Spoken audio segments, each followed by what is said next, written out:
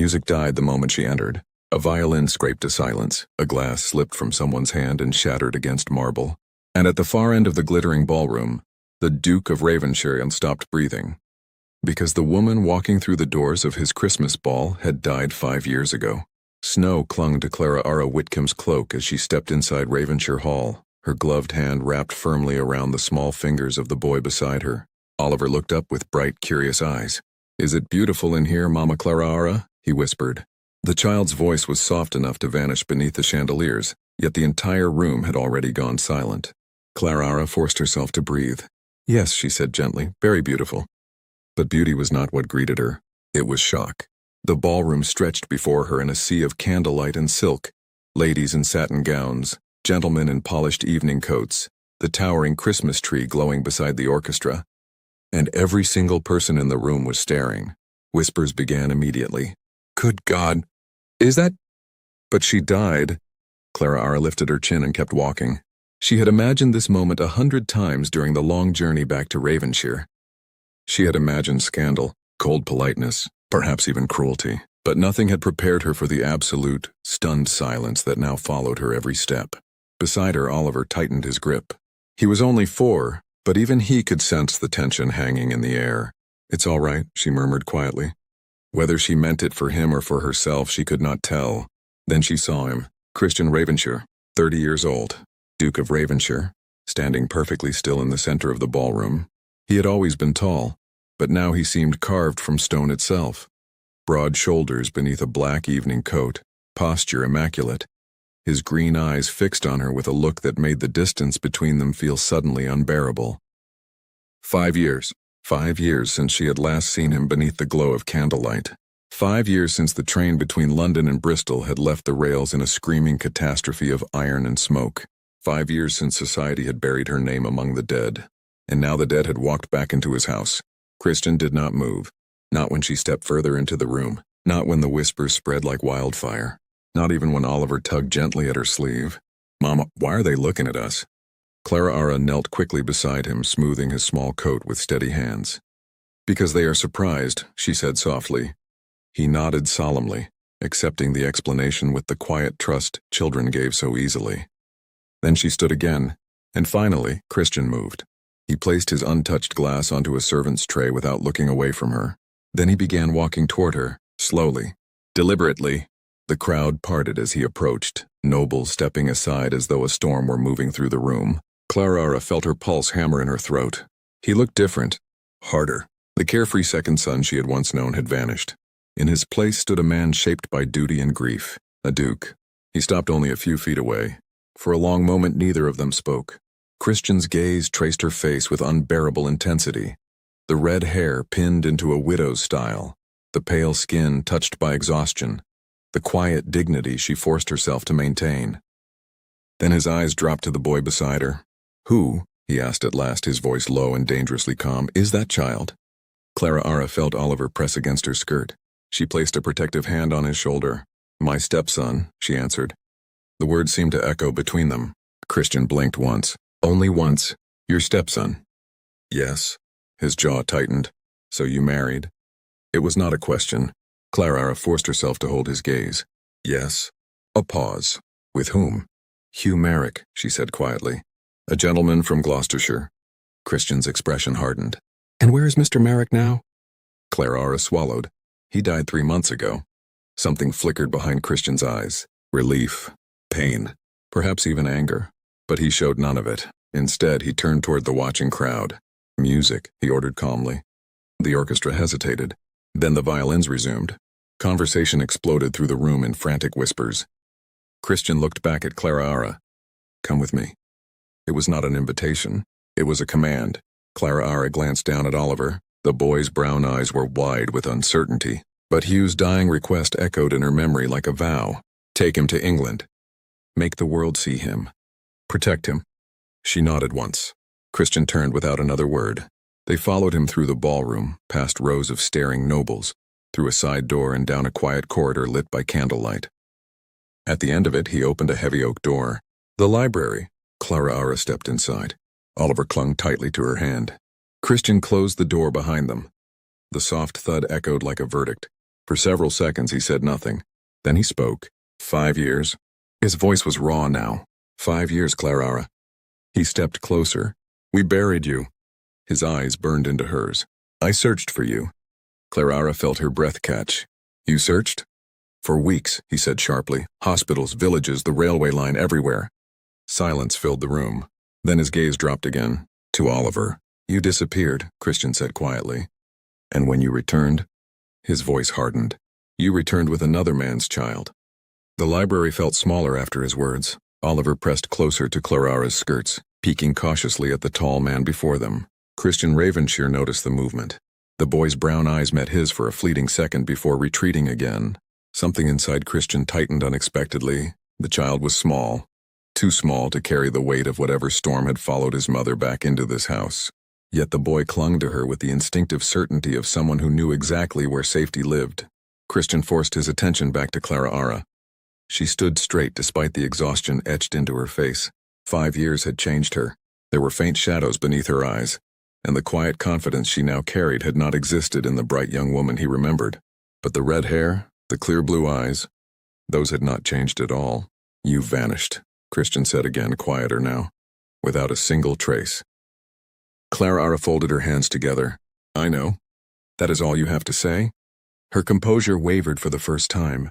I survived the wreck, she said softly. The words were simple, but they seemed to alter the air in the room. Christian looked away briefly toward the fire burning low in the hearth. He remembered the wreck too well. The twisted iron, the blackened rail cars, the lists of the dead. He had ridden out 2 days after the accident. He had walked the tracks himself, boots sinking into ash and frozen mud while officials tried to persuade him there was nothing left to find. And when her name appeared among the presumed dead, something in him had broken. I searched every hospital in Bristol, he said quietly. Clara's breath caught. I spoke with survivors, doctors, engineers. His voice grew sharper. I even offered a reward. Her eyes filled slowly with tears. I didn't know. Of course you didn't, he said bitterly. She hesitated. I had no memory. Christian froze. The word struck him harder than any accusation. What? For months, she said, her voice trembling. I did not know my own name. He stared at her. The calm mask of the Duke faltered for the first time. You expect me to believe that? It is the truth. Clara glanced down at Oliver, smoothing the boy's hair instinctively before continuing. A gentleman found me walking along a road near his estate in Gloucestershire, she said. I had been wandering for days after the wreck. Christian's jaw tightened. Hugh Merrick. Yes. The name hung heavily between them. Christian moved away from her, crossing toward the tall bookshelves as if distance might help him think. And when your memory returned? He asked. Clara looked toward the fire. I learned the world believed me dead. And that was reason enough not to return? She shook her head slowly. It was not so simple. Christian turned sharply. Then explain it to me. Oliver shifted uneasily, glancing between them. Clara lowered her voice slightly. When my memory came back, I read the newspapers, she said. I saw that your brother had died. Christian's expression hardened again, and that I had become Duke. Yes. The word came out almost as a whisper. She lifted her eyes to meet his. You were no longer the man I had known. Christian's laugh was short and humorless. I assure you I was. No, she said gently, you were not. He opened his mouth to answer, but she continued before he could interrupt. You had responsibilities, a title, expectations. And you believed I would reject you because of them? Her silence was answer enough. Christian stared at her for a long moment. Then his gaze drifted again to Oliver. How old is he? 4. And his father? Hugh Merrick's son, she replied quietly. From his first marriage. Christian's eyes narrowed. So you became a mother? Yes. He watched the way the boy leaned into her, utterly secure. A strange, unwelcome ache stirred in his chest. Does he remember his father? Christian asked. Only a little. Oliver suddenly spoke. My papa went to heaven. Both adults looked at him. The boy said it simply, with the solemn certainty of a child repeating something he had been told many times. Clara's fingers tightened slightly on his shoulder. Christian exhaled slowly. The situation was becoming clearer and somehow more complicated. You intend to remain here, he said. Clara stiffened, only temporarily. For what purpose? Her hesitation lasted only a moment. Hugh's cousins want Oliver, she said quietly. Christian's eyes sharpened immediately. Custody? Yes. They believe I influenced Hugh to marry me, she added bitterly. They want his estate. Christian felt a slow, rising anger spread through him. Men who circled a grieving child like vultures were not uncommon in matters of inheritance, but something about the idea of these men threatening Clara Ara, threatening the boy who clung to her hand, made his blood run cold. And you came here, he said slowly, because you believe I can stop them. Clara Ara lifted her chin. I came here because Ravenshire is the only place in England where Oliver will be safe. Their eyes locked. For a moment the years between them vanished. Christian remembered the young woman who had once stood beside him in ballrooms and gardens, laughing freely beneath summer skies. That woman had disappeared into smoke and twisted steel, but the woman standing before him now, she was stronger, and she had returned with a child depending entirely on her. Christian walked to the door. You will remain here, he said. Clara Ara frowned. I cannot impose— You can, he interrupted firmly. He opened the door. Because if you leave Ravenshire Hall tonight, society will devour you. His voice softened slightly, and it will devour that boy as well. Clara Ara said nothing. She knew he was right. Christian stepped aside. Your rooms will be prepared, he said. Then he looked directly at her. And tomorrow morning, Clara Ara. His expression hardened again. You will tell me everything. Clara Ara did not sleep well that night. The blue guest chamber was warm, the bed soft beneath heavy quilts. Yet the quiet grandeur of Ravenshire Hall made rest impossible. Oliver slept peacefully beside her, one small hand curled into the fabric of her sleeve as if afraid she might disappear. Clara Ara lay awake staring at the canopy above the bed. Christian's voice echoed in her mind. You will tell me everything. 5 years of silence could not remain buried much longer. Outside the tall windows, snow fell steadily across the gardens, turning Ravenshire into a pale winter dream. But Clara Ara knew dreams rarely survived the daylight. Morning arrived with the quiet discipline of a great house waking. Servants moved through the corridors. Fires were rekindled, curtains drawn. Clara Ara dressed simply in her black widow's gown and brushed Oliver's hair while he chattered sleepily about the enormous Christmas tree he had glimpsed the night before. Is the Duke very important? He asked. Yes, she replied. More important than Papa? The question struck her heart unexpectedly. No, she said gently, just different. Oliver seemed satisfied with that answer. Soon a maid arrived to escort them to breakfast. The breakfast room at Ravenshire Hall was bright with winter light. Christian was already there. He sat at the head of the long table, a newspaper folded beside his plate, his posture as controlled as ever. But when Clara Ara entered with Oliver, his eyes lifted immediately. Something unreadable flickered there. Relief, perhaps even disbelief. He gestured toward the chairs beside him. Please sit. Clara Ara guided Oliver into his seat before taking her own. Servants quietly filled plates and poured tea. The small domestic scene felt strangely intimate despite the vast room. Christian's attention drifted to Oliver again. The boy was concentrating fiercely on spreading jam across a slice of bread. How old are you, Oliver? Christian asked. 4, Oliver replied proudly. Christian nodded. You traveled far to reach Ravenshire? Yes. Was the journey difficult? Oliver considered the question seriously. A little, he said, but Mama Clara Ara said brave boys don't complain.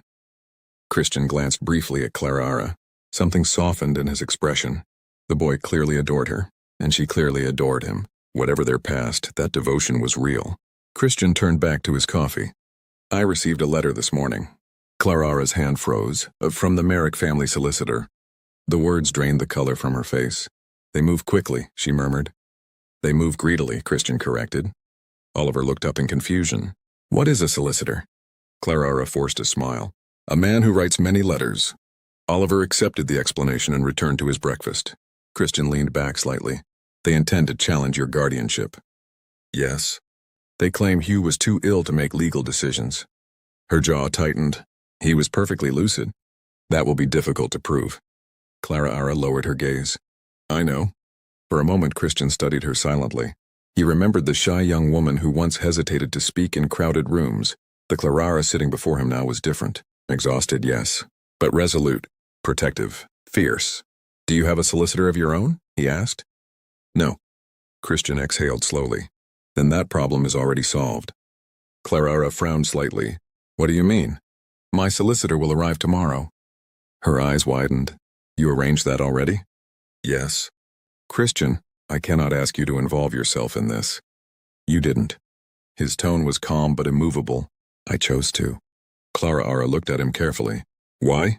Christian held her gaze. Because the truth had been haunting him since the moment she stepped into the ballroom. Because he had searched for her until hope itself had nearly killed him. Because seeing her again had reopened wounds he had never truly closed. But none of that could be spoken. So he gave the only answer a duke could offer. Because it is the honorable thing to do. Clara studied him another moment. Then she nodded quietly. Thank you. Across the table Oliver finished his bread triumphantly. Christian watched the boy wipe jam from his fingers.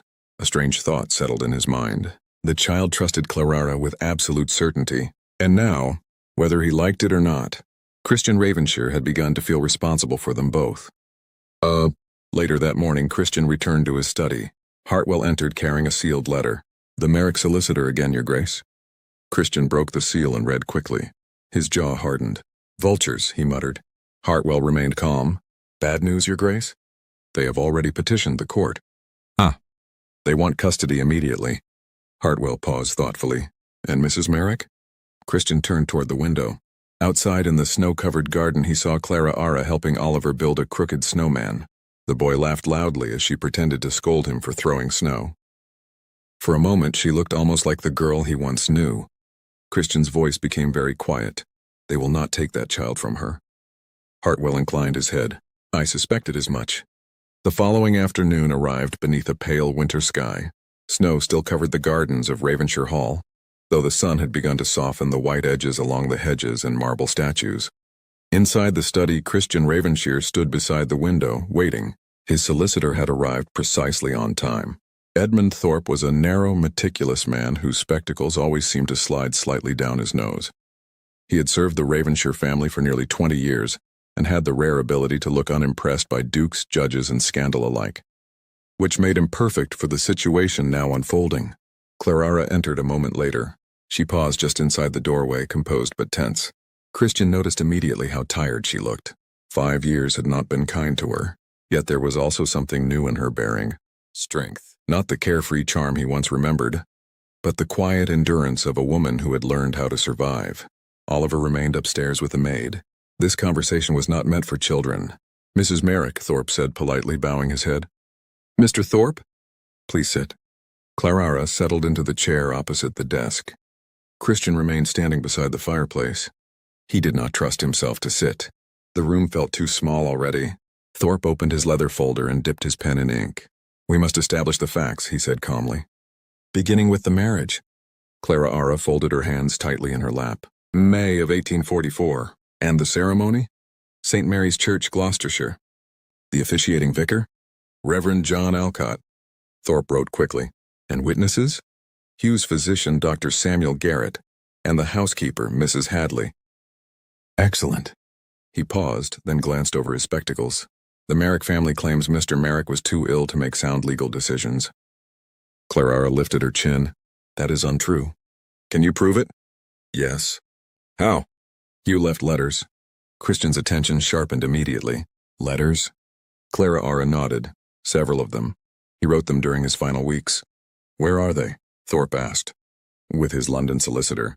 Christian spoke for the first time since the meeting began. Then we will retrieve them immediately. Clara hesitated. Her fingers tightened together. There is something else you should understand. Thorpe leaned forward slightly. Go on. She took a slow breath. Hugh did not marry me because he loved me. The words hung heavily in the room. Christian's jaw tightened. Thorpe remained expressionless. Then why did he marry you? Clara looked down at the carpet. Because he was dying. Silence followed. He knew Oliver would be vulnerable once he was gone, she continued quietly. His cousins had already begun circling his estate. Christian's hands clenched behind his back. And he believed you would protect the boy. Yes. And did you? Clara's answer came without hesitation. Yes. Thorpe nodded slightly. That will matter greatly in court. Christian watched her carefully. You accepted the marriage out of duty. Yes. And gratitude. Christian's eyes darkened. But not love. Clara looked at him then. Something complicated flickered across her face. Hugh was a good man, she said softly. Christian turned away toward the window. Outside, Oliver's small figure moved through the snow with the maid, dragging a branch behind him like a sword. The sight struck him unexpectedly. That boy had lost one father already. And if the Merrick cousin succeeded, he would lose the only parent he had left. Christian's voice broke the silence. What do Hugh's letters say? Clara swallowed. They explain the marriage. Clearly? Yes. And they confirm it was his decision. Yes. Christian nodded once. Then we will use them. Thorpe finished writing and closed his folder. I will travel to London at once to retrieve the documents. Christian inclined his head. Take whatever resources you require. Thorpe stood. I always do. He left the study with brisk efficiency. The door closed behind him, leaving Christian and Clara alone. The silence that followed was heavier than before. Christian remained at the window. You said you remembered everything eventually. Yes. And by then you knew where I was. Yes. He turned slowly, and still you did not return. Clara's composure cracked slightly. Christian, you chose to remain with him. Her eyes filled. I chose not to destroy your life. His expression hardened. You believed I would see you as a scandal. I believed you deserved better. Christian laughed quietly. The sound held no humor. You believed wrong. Clara looked away. I know that now. For a long moment neither of them spoke. Then Christian stepped closer, not angry now, only tired. There is something you still are not telling me. Clara froze. What do you mean? When you spoke earlier, he said quietly. You stopped yourself. Her pulse quickened. I said everything necessary. No. His voice softened. You almost said something else. Her breath caught. Christian! What was it? She shook her head slowly. I cannot say. Christian studied her face. He saw fear there, and something deeper. Something that looked suspiciously like regret. Finally he stepped back. Very well. His voice returned to calm ducal control. We will focus on the hearing. Clara nodded, relief and disappointment mixing in her chest. Christian walked toward the door. Rest tonight, he said. Tomorrow the real battle begins. And though neither of them said it aloud, they both understood the truth that had begun to surface. The court would decide Oliver's future. But something far more dangerous had already begun to stir between them, a past that refused to remain buried. Sleep did not come easily to Clara that night. Ravenshire Hall was quiet, the kind of deep winter silence that settled over great houses after the fires dimmed and the servants retired. Oliver slept beside her, one arm flung carelessly across the pillow, his breathing slow and steady. But Clara lay awake staring into the darkness. Christian's voice echoed in her mind. There is something you still are not telling me. He had been right. There was something she had almost said, something she had buried for 5 years. She turned her head slightly and looked at Oliver. The small boy had curled closer in his sleep, instinctively seeking warmth. Clara brushed a hand over his hair. You're safe, she whispered softly. But the truth was more fragile than she wished. Safety had never lasted long in her life. Christian, meanwhile, had abandoned the hope of sleep entirely. He stood on the terrace outside Ravenshire Hall, coatless despite the cold. Snow fell steadily across the dark gardens. The frozen lake shimmered under pale moonlight. His thoughts refused to quiet. Seeing Clara again had reopened wounds he had carefully sealed for years. But it had also awakened something else. Hope. And hope, Christian had learned long ago, could be far more dangerous than grief. He exhaled slowly. Then he heard the terrace door open behind him. Soft footsteps approached. Clara. Even before she spoke, he knew. You will freeze out here. Her voice carried across the snow. Christian did not turn immediately. I needed the cold. She stepped beside him, her shawl wrapped tightly around her shoulders. For clarity? For distance. She studied his profile in the moonlight. You are angry with me? Yes. The honesty startled her. But not for the reason you think, he added quietly. She waited. Christian turned then. 5 years ago he had looked at her with easy warmth. Now his gaze carried something far heavier. You should have come back. Clara's chest tightened. I know. You say that now. I said it to myself 1,000 times before tonight. The wind stirred the snow between them. Christian watched her carefully. Why didn't you? Clara swallowed. The answer had never been simple. When my memory returned, she said slowly. I read the newspapers. Christian's eyes narrowed slightly. You told me that already. You became the Duke. Yes. And I had been living in another man's house. Christian said nothing. She continued. I did not know what you felt for me. You could have asked. And if the answer had been nothing? The question lingered painfully between them. Clara looked down at the snow.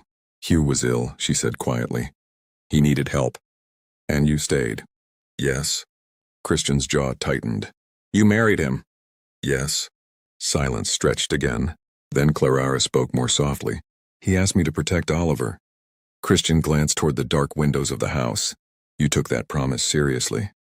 He had no one else. And what about you? Clara looked at him confused. What do you mean? Christian stepped closer. Who protected you? The question caught her off guard. No one had asked her that in 5 years. I did not need protection, she said carefully. Christian studied her face. You nearly died in a train wreck. Yes. You wandered half the country without memory. Yes. You married a dying man. Her breath caught slightly. Yes. And now you are fighting his family in court. Clara's voice faltered. Yes. Christian's gaze softened slightly. You have been protecting everyone except yourself. The words struck deeper than she expected. For a moment she had no answer. Snowflakes landed in her hair. You once asked me a question, Christian said quietly. When? The last summer before the accident. Clara searched his face. I do not remember. You asked me whether I believed love could survive silence. Her breath caught. Christian's voice dropped. I told you that silence usually meant the feeling was never real. Clara remembered suddenly. The garden, the roses, the careless certainty of youth. You were wrong, she whispered. Christian's eyes darkened. Was I? She hesitated, then looked at him fully. No. The word left her lips before she could stop it. Christian froze. Clara's voice trembled now. I loved you then. The confession hung in the winter air. Christian did not move. And now? He asked quietly. Clara's heart pounded. The truth sat on the edge of her tongue, but fear still held it back. I cannot answer that tonight. Christian exhaled slowly. He had expected that. Still, disappointment flickered across his expression. Fair enough. Clara wrapped the shawl tighter around herself. The hearing will decide Oliver's future, she said. Yes. And after that? She hesitated. Christian waited, but the words never came. Finally she looked away. I should go inside. Christian nodded once. Yes. They walked back toward the house together, not touching, not speaking, but the silence between them felt different now. Less like distance, more like a door slowly beginning to open, and neither of them knew what would stand on the other side when it finally did. The day of the hearing arrived beneath a gray London sky. The courthouse stood stern and cold, its stone columns rising above the crowded street like silent judges long before any verdict would be spoken. Christian Ravenshire stepped down from the carriage first. Snow from the countryside still clung faintly to the wheels, but here in the city the winter had turned to damp fog and restless noise. He turned immediately and offered his hand. Clara accepted it. Her fingers were cold despite her gloves. Oliver stood between them, clutching her skirt with one hand and a small wooden horse with the other. The boy looked up at the enormous building. Is this where the judges live? Clara knelt beside him. Only during the day. Oliver nodded seriously, apparently satisfied. Christian watched them quietly. In that moment something inside him hardened into certainty. Whatever happened today, he would not let anyone take that child away from her. Shall we? He said. Clara stood. They entered the courthouse together. Inside, the air smelled faintly of old paper and polished wood. Thorpe was already waiting. Your Grace, Mrs. Merrick. He bowed briefly. The Merrick cousins have arrived. Christian's expression darkened. Of course they have. Oliver tugged Clara's sleeve. Who are the cousins? She hesitated. Christian answered calmly. Men who believe money is more important than kindness. Oliver frowned. That sounds very foolish. Christian almost smiled. Yes, it does. The courtroom itself was smaller than Clara expected. Dark wooden benches, tall windows letting in pale winter light. At the far end sat the judge, expression unreadable beneath a white wig. The Merrick cousins stood near their solicitor. The elder one, thin, sharp-faced, watched Clara with thinly disguised contempt. You came prepared, he muttered as she passed. Christian stopped beside her. His voice was quiet, but carried the unmistakable authority of a duke. Choose your next words carefully. The man said nothing further. The proceedings began quickly. The Merrick solicitor spoke first. He described Clara as an opportunist, a woman of uncertain origin who had taken advantage of a dying man. He questioned the marriage. He questioned her motives. He even questioned her right to raise Oliver at all. Clara sat perfectly still while the accusations fell like rain. Christian watched her hands. They trembled only once, when Oliver squeezed them tightly. Then Thorpe rose. His argument unfolded carefully. The marriage certificate, the witnesses, the testimony of Hugh's physician, and finally, the letters. The judge read them slowly. The room grew quiet. Hugh's own words filled the courtroom. I marry Clara Ara freely and with full understanding. She has cared for my son with more devotion than blood relatives ever have. If anything happens to me, Oliver's future belongs with her. The Merrick solicitor shifted uneasily. The judge looked thoughtful. Then he turned his attention to Clara Ara. Mrs. Merrick, he said, do you wish to say anything before I reach a decision? The entire room seemed to hold its breath. Clara Ara stood. For a moment she could not find her voice. Then she looked down at Oliver. The boy gazed up at her with absolute trust.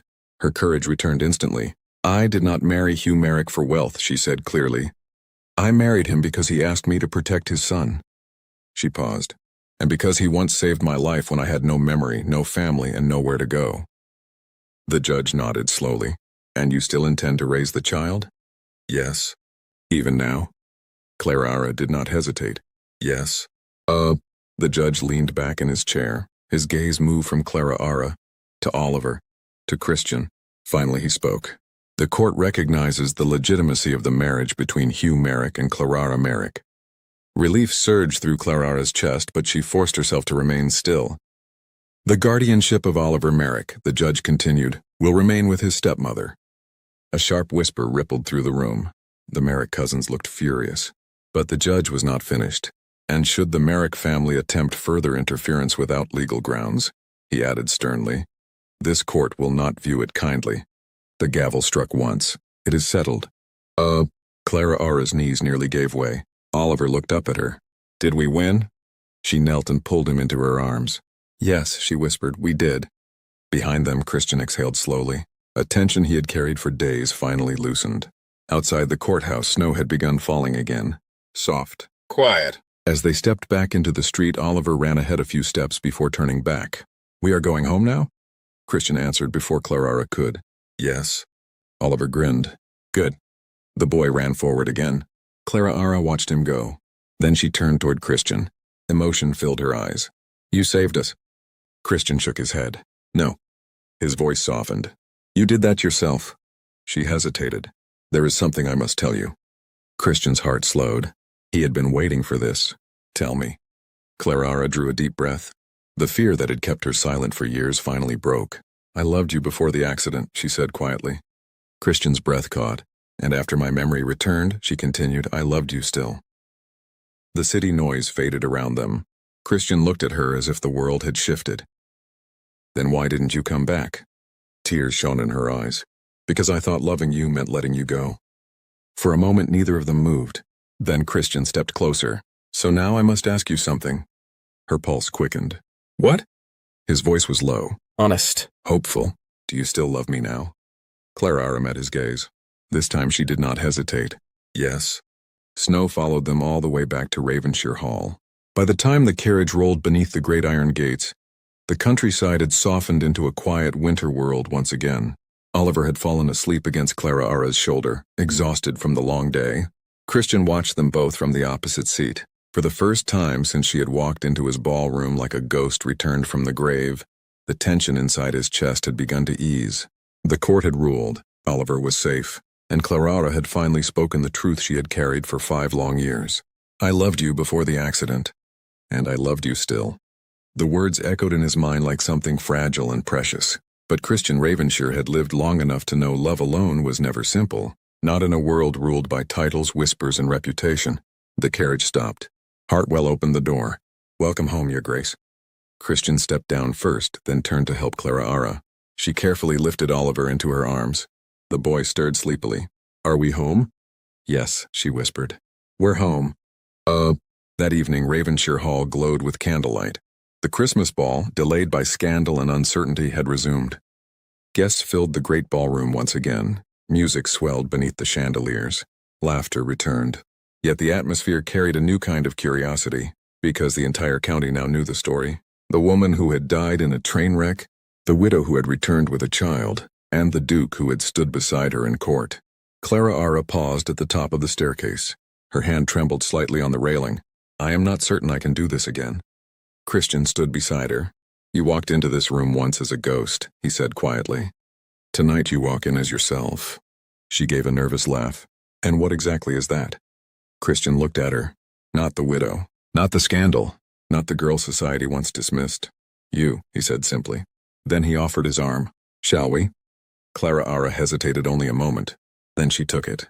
Together they descended the staircase. Conversation softened as guests noticed them. Eyes followed. Whispers stirred. But Christian did not slow. He led her directly into the center of the ballroom. The orchestra faltered for a moment before continuing. And then something unexpected happened. Christian turned toward the gathered crowd. My friends, he said calmly. The room fell silent. Clara Ara looked at him in surprise. Christian rarely addressed society directly, but tonight was different. There has been much speculation about Mrs. Merrick's return, he continued. Murmurs stirred again. Christian ignored them. What matters is not gossip. His voice carried across the entire ballroom. What matters is truth. He turned toward Clara Ara and gently took her hand. For 5 years I believed this woman was dead. The room grew still. When she returned, she did so not for comfort, but to protect a child. He glanced briefly toward Oliver, who stood nearby beside Hartwell. The boy looked terribly important in his small coat. Christian faced the guests again. Anyone who doubts her courage, he said evenly, may speak to me. No one moved. No one dared. Christian turned back to Clara.